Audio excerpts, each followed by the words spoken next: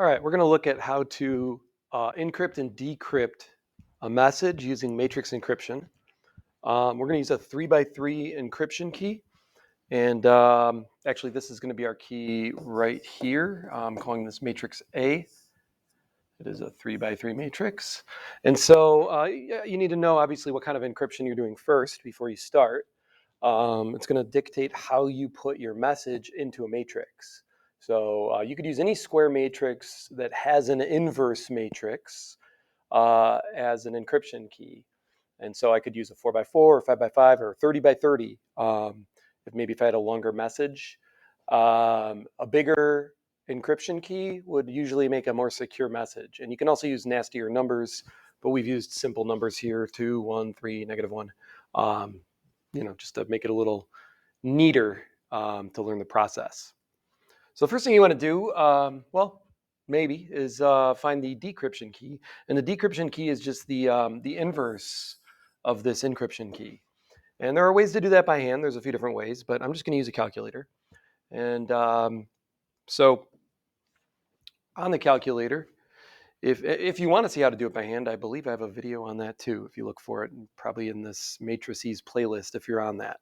Anyway, if I go into the matrix menu in the calculator, so you hit second and then that X -1 button, like where D is. And then you have to enter this matrix. You want to go to edit. And I'm going to put this in as matrix A. I actually already did. So I'm going to hit enter on matrix 1, or you could hit the number 1. And then you just, make it a 3x3 matrix if it's not already.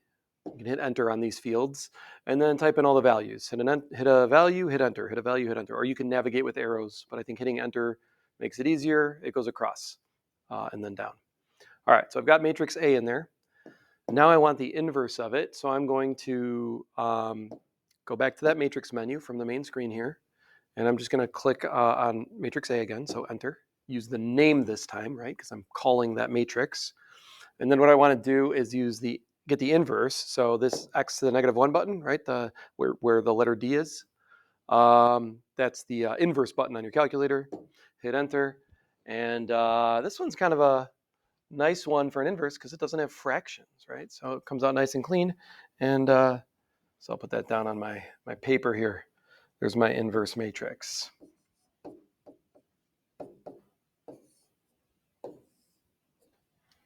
Okay.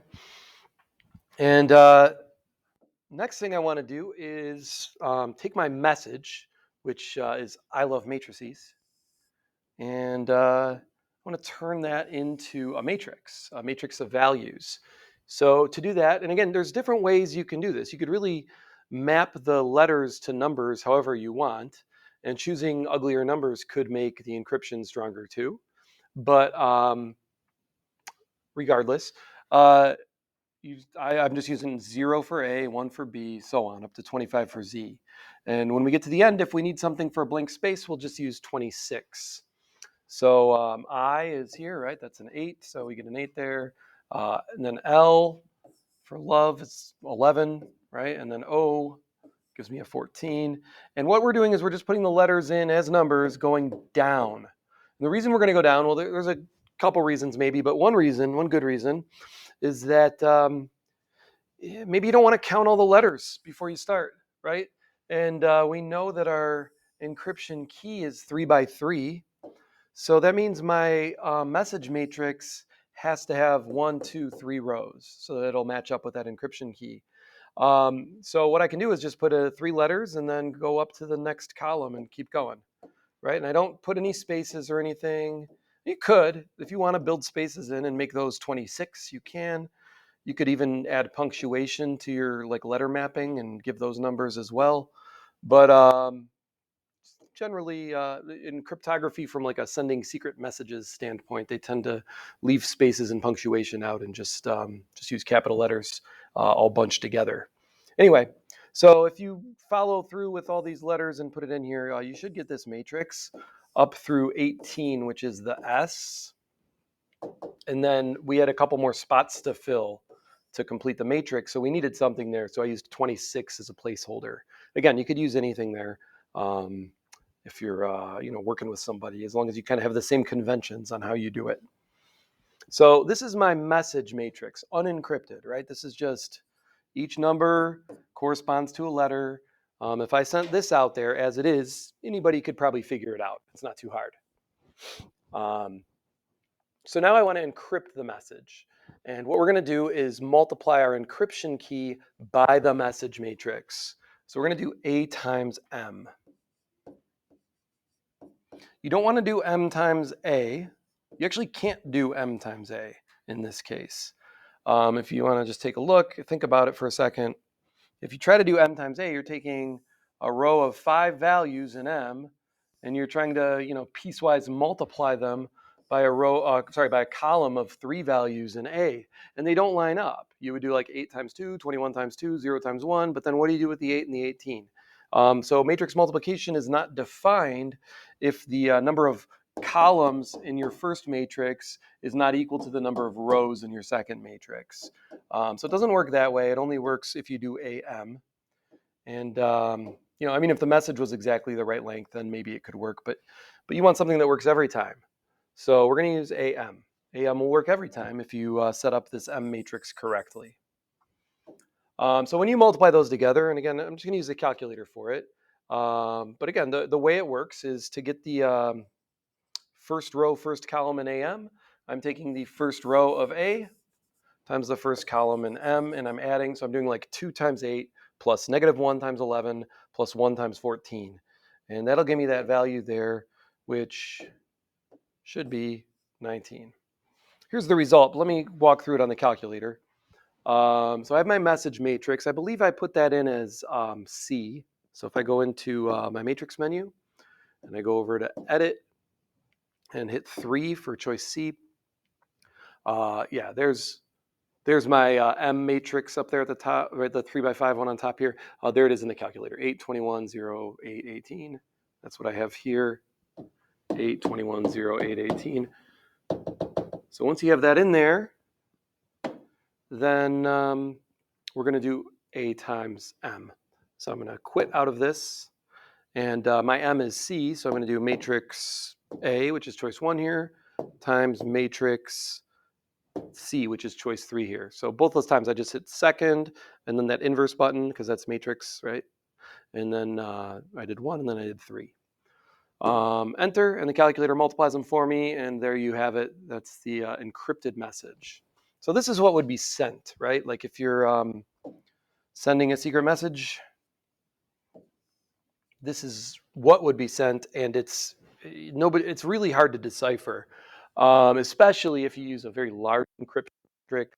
The issue is if you've ever done like a decoder thing as a kid, most of the things you'll see for people with no experience is you'll see what's called a monoalphabetic cipher, where each like number or letter that you see comes directly from another letter, basically.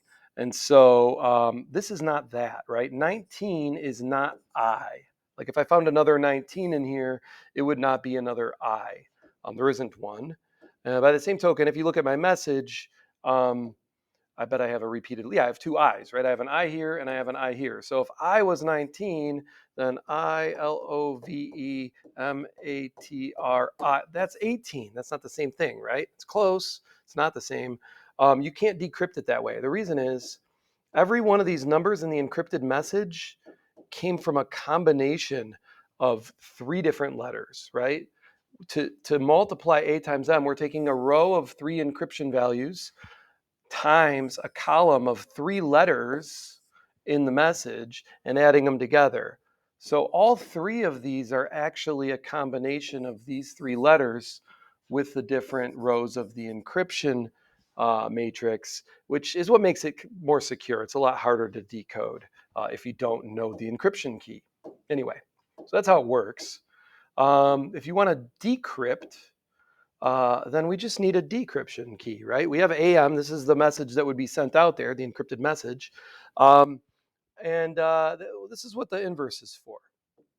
So we have A inverse, which our calculator did for us. And all we have to do is take A inverse times AM. And there's a few things about matrix multiplication. For one thing, so first of all, it's very important to know this. Matrix multiplication is not commutative, right? We mentioned this before. We had to do AM here. We could not do MA. So reversing the order of two matrices in a line is problematic. It's not going to work. So you can't do AM. You can't do AM times A inverse. You have to do A inverse times AM.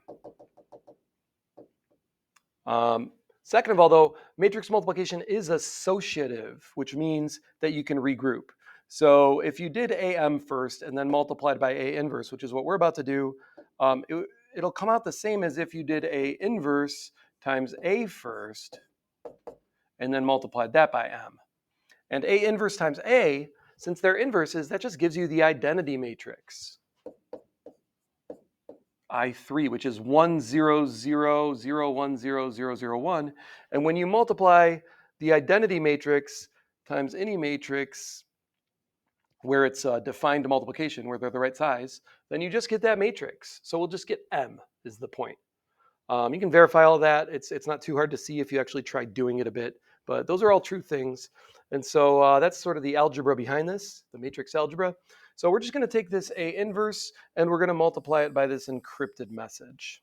So on my calculator, I have this right now, AC. I'm going to go ahead and store this.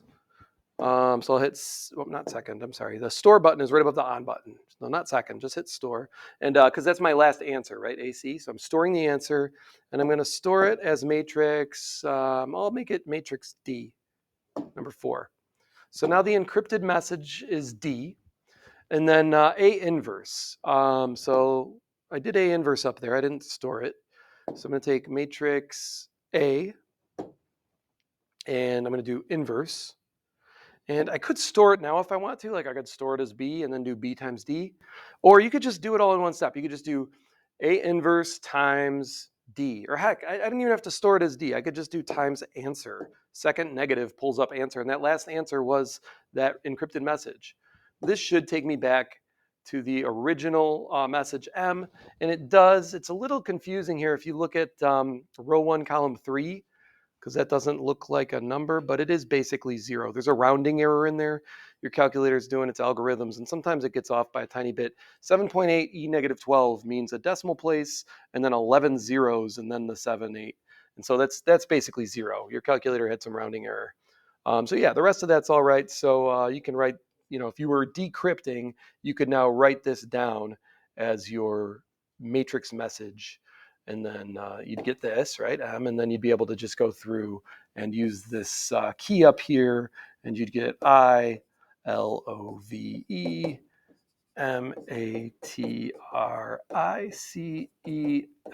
and then nothing. So I love matrices. That's it.